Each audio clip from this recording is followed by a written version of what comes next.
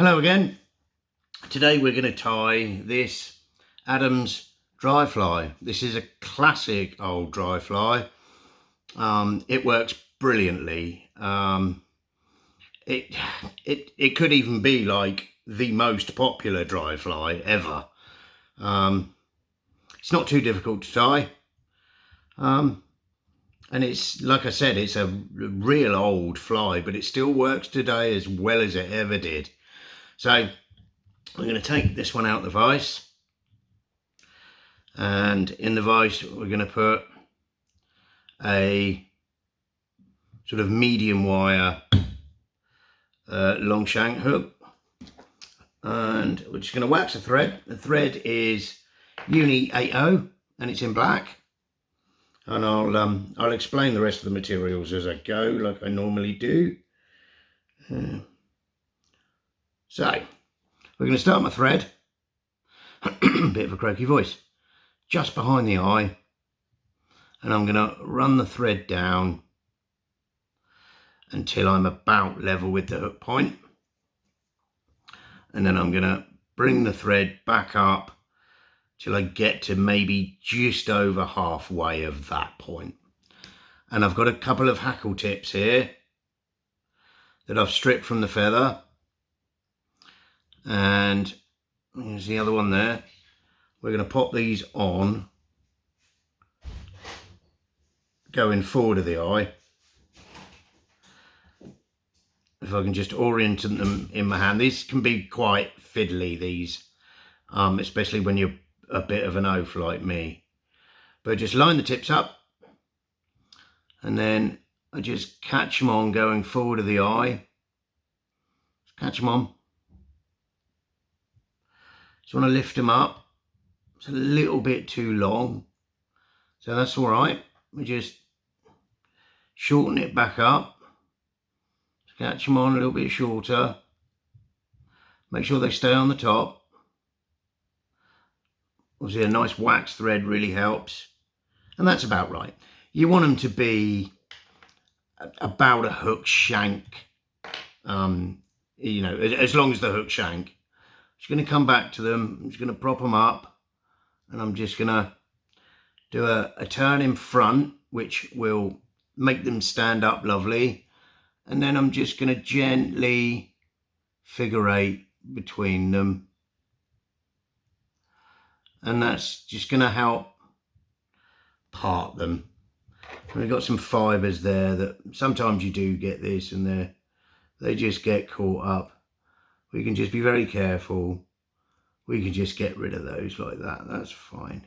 I'm just going to pull these out of the way. I'm just going to make sure it's all okay. Now these wings can be very, very delicate, and when you're a bit of an oaf like me, you got to be careful. But now we're going to run the thread down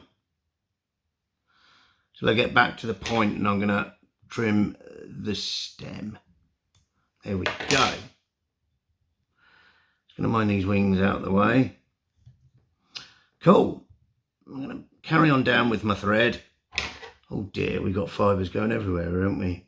We didn't tie those wings in too well. But again, this is a fly that does seem to fish better once you've caught a couple of fish on. Now the tails, I'm just taking some fibres off a grizzly hackle feather. Not many. I never count. So pull the fibres 90 degrees from the stem. I'm just going to keep them in my hand, and I'm going to do the same thing with a ginger hackle. Pull the fibres 90 degrees from the stem, and then you want to put them in your hand all together and kind of roll them in your hand a little bit. Just help mix them up. Now, I'm going to spin them around in my hand so they're pointing out the back. Tail, I like quite a long tail on dry flies. It does help stabilise the fly in the water. So we're going to catch, really long working thread again for some reason. We're going to catch them on the top. We're going to come down. I'm going to check my length. Yeah, I'm happy with that. Come down, just past the barb, take a turn underneath, pull towards the front, and that lifts and separates the fibres, giving you a lovely tail. And then we just come in and get rid of the waste. Oh, come here, you little monkey. I missed a fibre there. And now I'm going to run the thread up, tying those in as we go. Now, we're going to come back. This is where we're going to put some dubbing. Now, dubbing, this is just rabbit fur that I've picked off the skin of a rabbit, including the underfur, and it gives me this lovely grey rabbit body fur dubbing. It's so easy to dub. It floats well with a bit of dressing, you know, a bit of a gink or something like that, muslin. It's a lovely dubbing to use.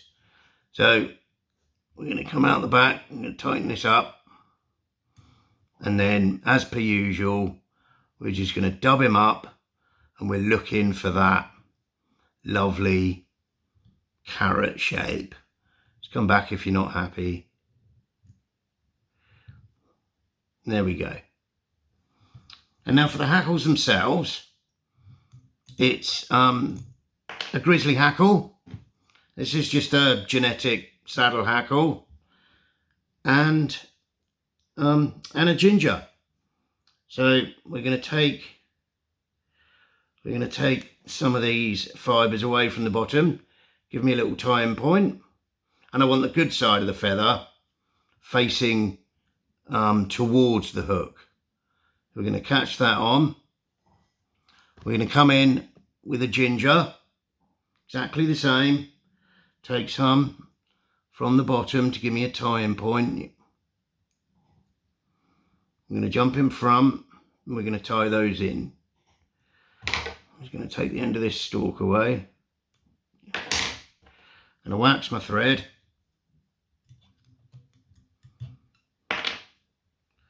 And we're going to make sure, mind your wings, we're going to make sure that's lovely and tied in. So we're going to come around with a ginger.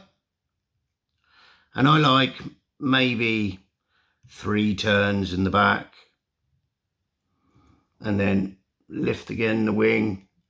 You want to get it right in there.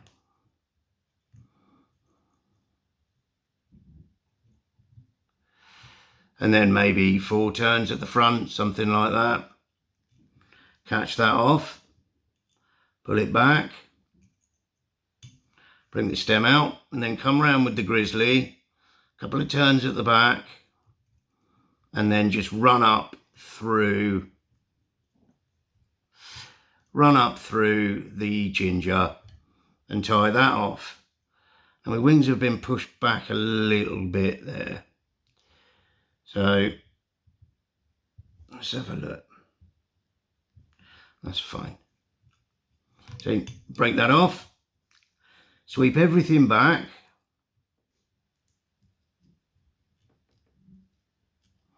come in, build yourself a nice neat little head. We're going to trim any fibres going forward of the eye. And now it's just a matter of whip finish. Just ignore everything at the moment if it doesn't, you know, if it doesn't look exactly how you want it. Just ignore it all at the moment. We're going to come in. It's a very easy fly to tie this. Very easy fly to tie. I like tying these. Whoops. You see me ping the thread then. Another oaf moment. I should really just call this oaf flies. Come in with a whip finish. Tighten everything up. Trim the thread away.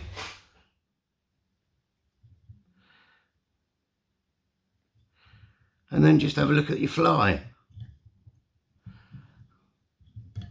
There, I'm happy with that. And that is your basic Adams dry fly. Pretty quick to tie, pretty simple, and it catches fish. It really does catch fish. Anyway, I hope you enjoyed that one. Thanks again for watching. Please subscribe to the channel if you haven't already. You It really does make a difference. And I will see you on the next one. Thank you. Bye-bye.